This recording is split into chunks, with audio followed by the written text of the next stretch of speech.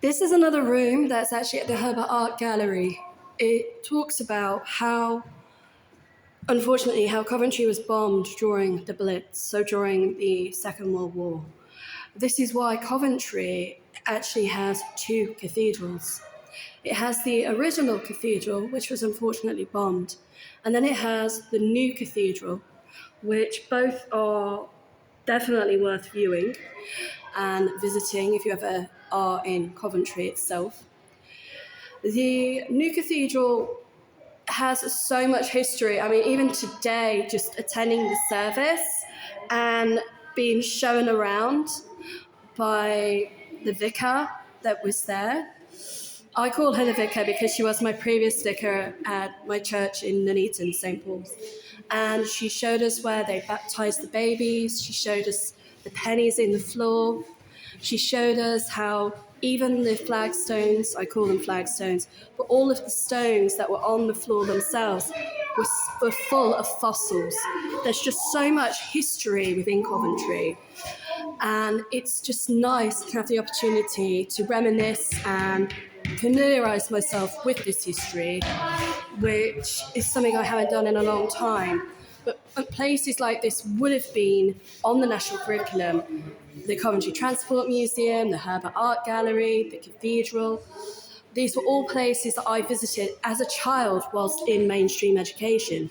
So it's just nice to be able to go to these places again with my own children and give them the same history of places near where they live and grow up. It's all good and well knowing about the history of other countries and other cultures, but there's so much history on people's, literally, when you walk out your front door, that seems to get lost and people don't even know about. They might live in the town their entire life and not know anything about its history. So it's really good to have the opportunity to visit places like this, which are supported partially through funding and donations, but I do think they're also funded by the local council as well to keep history alive and make sure that people are aware of where they actually come from and what actually took place.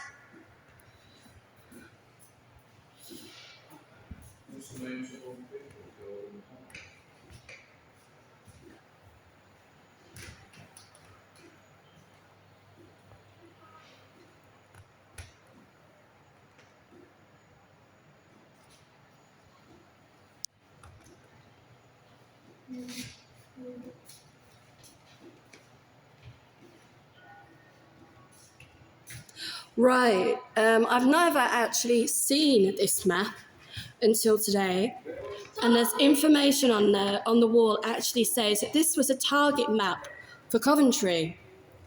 So what it is actually showing is where all the industrial factories apparently were within the city centre of Coventry, and the targets are shown in red, and the green dots and squares mark buildings which had already been destroyed.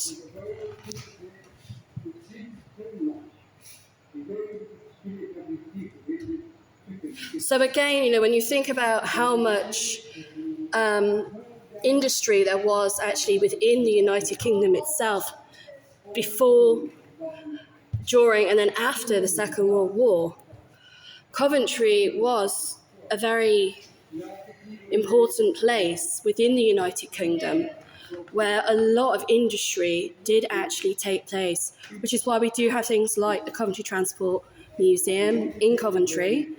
It was famous not just for transport, but also for other industrial things that were made here. So we have Swan Street. What was Swan Street famous for, Alan? Alan, what was Swan Street famous for? Was it clocks? Watchmakers, yes. So we have Swan Street in Coventry, which was for watchmakers. It was for haberdashery as well. So if you actually do manage to visit Coventry Transport Museum, it doesn't just talk about the transport side and the history side of Coventry in that respect. It also talks about other types of industry that Coventry was famous for, and over time has lost, not obviously just because of what happened, sadly, during the Second World War, but also because it is now more economically and more cost effective to have things made and manufactured overseas and then import it back into the UK.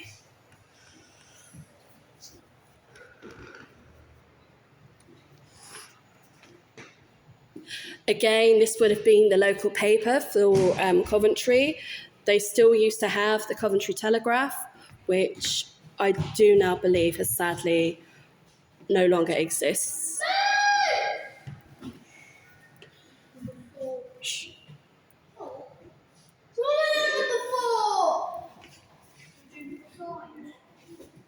That noise you can actually hear is my children in the background.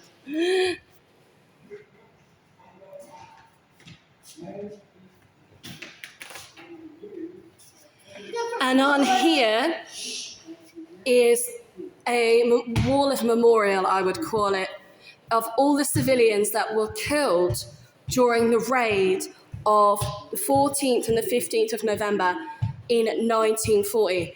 Now, you would like to think that hopefully everybody's name is listed on here, but sadly there will be people that are missed. I'm not actually focusing on the names themselves.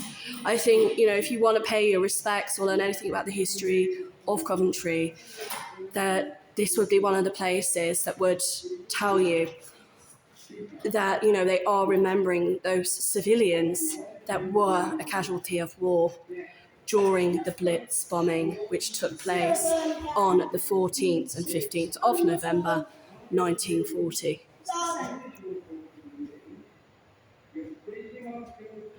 And it actually says here that they endured 11 hours of bombing in one night. And in one night, 100 people were killed.